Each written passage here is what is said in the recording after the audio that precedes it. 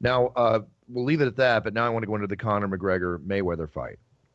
Not on the reasons of because of what we just talked about, am I going into this, but it is an example of an MMA fighter going into boxing. We have to talk about it. I want to get your thoughts on it. Hey, I did. Oh, there's a great way to start. So I'm going to go through. I'm going to read you the odds. Here's the current odds on this fight. Now we know that odds come out from odds makers initially, which could be realistically the realistic odds of the fight, and the odds change based on where the money's being laid. Where the money's going. So initially, this fight, when it opened up, before the fight was finalized, if I remember correctly, was basically Mayweather was a 20-1 favorite. If you bet on Conor McGregor, it's 11-1. It went down to like 7.5. Now that the fight's been made, here's the odds. Conor McGregor, you bet $100, you're plus 500. You win 500. Floyd Mayweather is minus 700. You bet $100, however that works out, you win about $70 or whatever. More like 7. More like 7. Exactly. Is that right? 100? Yeah, I didn't do the math real quick in my head. I'm the one that's the math. You'd have to put 700 down to win 100. How wonderful is that? It brings back thoughts of, Holly Holm and Ronda Rousey, 20-1. Tim Sylvia and Randy Couture, 8-1. TJ Dillashaw, 8-1 when he won his underdog, when he won his championship. I don't bet fights, John, but when the odds are like that, I have to consider. Okay, and the only way Conor McGregor is going to win this fight is by knockout, and we know he has the capability of knockout power in his hand. The over-under on the fight is 9.5 rounds. If you bet over 9.5 rounds, you win 140 on your 100. If you bet under 9.5 rounds, you're minus 160. Conor McGregor by knockout is 6-1.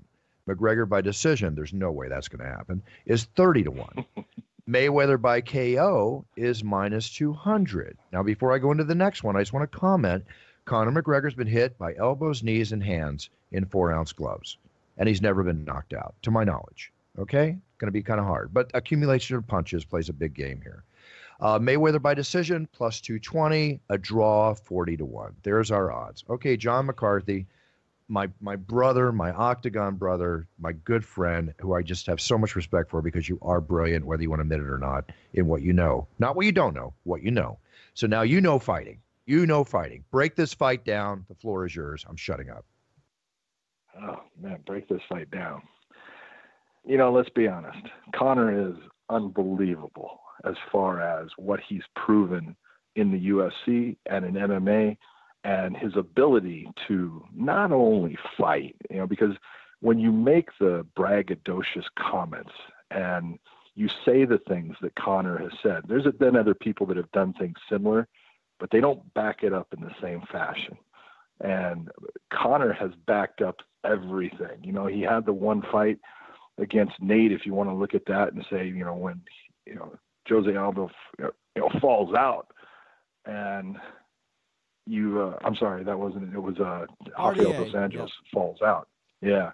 He falls out and, Nate comes in and Nate wins. And it's the way that Conor dealt with that. Because look as a fighter, you're always looking for, okay, what went wrong? Where did I make my mistakes? How did I do this? And he asked for that fight the next day. I want the same weight. I don't want anything to change. I want to prove that, I made mistakes and I can beat that man. And you got to look at that. And that's what I look at and go, God damn it. That guy's a true fighter. Mm-hmm. But, and here's the big but, he's going into a world that's not his world. There is a huge difference between MMA and boxing. There's a difference in the styles that we're going to use. There's a difference in the footwork we're going to use. There's a difference in the angles we're going to use. There is a difference in the distance that you become accustomed to of the distance of boxing compared to the distance of MMA and where I'm safe and where I'm not. It's almost like it's a sweet science. It is a sweet science, but yes. Almost like. But all of that is, how long has Floyd Mayweather been boxing? Okay, now, Floyd, boxing from the time he's 5 years old until now 35 years of boxing. Mm-hmm. And there's no one that's been able to solve that puzzle. And don't sit here and think that, Conor has got a big left hand. Okay, trust me. Bruce, you've been ringside. A lot of guys that have fought Floyd have big left hands, and they have big right hands, and they can't touch the man. Mm-hmm. And it's not so much, if I was Conor and I was going to make, upwards of $100 million, dude, I'll fight Godzilla. Okay. Because I'm setting up my family for the rest. I may lose, but I'm setting up, my family. I'm going to take that fight. So I don't blame Conor for wanting to take the fight. That's a smart businessman. But to sit here and to say, if I switch it around on you and I say, all right, we're going to put Floyd Mayweather, the greatest boxer of our generation, in a MMA fight against Conor McGregor, how much chance are you giving him? I give him about a 0.001 chance. Maybe Floyd can land the lucky punch that puts Conor out right away, and he wins the fight. There's always that chance. Mm-hmm. But 99.9%, that's Conor McGregor going to win that fight. And so when you flip it around the other way and you put Conor into boxing, look at 99.9%, Floyd's going to win the fight. Mm-hmm. You've got to put it that way because you've got a man walking into another man's world. You don't take a hockey player and put him on a football field and think he's going to be able to hit the same as a football player. It's a different type of combat. It's a different type of contact. You don't put a football player into a hockey match. What's going to happen? You could take Ray Lewis, put him on skates. What do you think is going to happen? Okay? It is the same thing. Even though they're both fighting sports, they're different. And, all the hype and everything, I love people. I'm telling you, I was judging fights here in Nevada last night, boxing, and all the people, God, I was like the beacon of light because the one MMA guy they're looking at there, they're going, hey, what do you think? What do you think? And they're all excited about it. And it was a Mayweather promotion, and they're all Mayweather people, right? And everyone from, Leonard Ellerby to, the guys doing the music changes and the DJs, they're all asking. And it's like, hey, look at Floyd being 40 years old. Floyd at 40 is really the average guy at about 30. Floyd's not an old 40. The thing about Floyd is always taken care of himself. He trains incredibly hard and has always been in peak condition for a fight. Doesn't mean that he's always feeling right for the fight, but everybody he's fought, take a look at the list. Can De La Hoya punch? Yes, and couldn't stop him. Can freaking Arturo Gatti? Yes, couldn't stop him. All of them. Ricky Hatton, man. Ricky Hatton used to be able to punch a hole in people's heads. Not even close. Ricky Hatton came out, and sorry to interrupt you 1 second, John. Ricky Hatton came out last week, and he said, in so many words, as much as I love Conor McGregor, he's never going to lay a hand on him.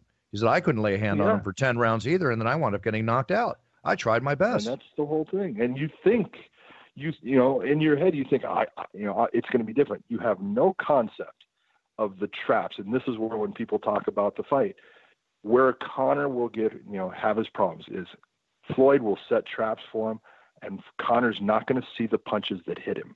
And those are the ones that hurt us. Mm-hmm. When you're getting set up and you're starting to throw something and something is coming and hitting you and you didn't see it, I don't care who you are, those are the ones that hurt you. Those are the ones that put you on your butt. Those are the ones that end the fight. Because every time that I see something coming, even if it's hitting, I can make that little adjustment that it doesn't put me out. But when I don't see it, I make no adjustments, and it hurts me. And, Conor's the underdog, no doubt about it. So, in your opinion, the lead up to the fight, and again, this is what I love having John on for, because this is, for those listening, I'm asking John for his opinion. I'm not giving mine. I want to hear John's. I've already given mine on the fight. But do you think this fight is good for boxing or bad for boxing? I don't think it's either. Mm-hmm. I don't, people sit there, and say, oh, this is horrible for boxing. How's it horrible? The only way it could be bad for boxing is if Mayweather lost. Right. It would be a blow to boxing in a way, but it still wouldn't be the end of boxing. It's not going to, it would be that setup where I think you would see a whole lot more starting to cross over MMA guys into boxing, and it would change things as far as that. You can see it already. They're trying, man. I see boxers on the side trying to call out MMA guys trying to call out boxers. And it's like, man, my dad used to have a simple rule: never play another man's game. If you're playing another man's game, you're probably going to lose. Okay. Make them play your game. And so, Floyd is the smart man here. He's making another man play his game, and this is his game.